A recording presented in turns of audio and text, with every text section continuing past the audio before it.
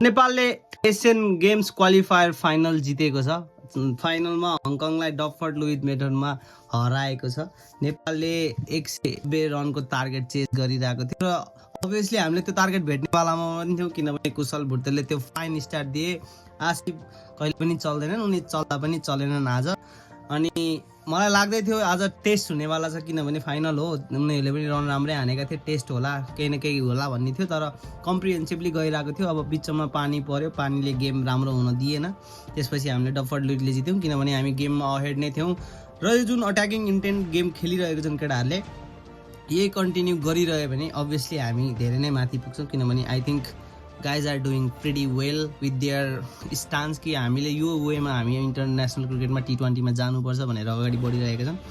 हो, सानो टिम हो, म मान्छु, तर पनि आज फाइनल थियो। फाइनलमा हङकङ पनि राम्रै रन हानेर आइरहेको छ। फेरि हङकङ भनेर नयाँ पुरानो टिम होइन, हङकङले राम्रै रन हान्दै आइरहेको थियो र आशा छ अब यो मोमेन्टम क्यारी हुनेछ र एसियन गेम्समा हामीले राम्रो खेल्नेछौँ। मोस्ट प्रोबेबली इन्डिया पर्न सक्छ र इन्डिया पऱ्यो भने इन्डियाको धुरन्धर ब्याट्सम्यानहरूसँग हाम्रो टिम पर्न सक्छ। लेट्स से कङ्ग्रेचुलेसन्स लेखिदिउँ सबैजनाले है त।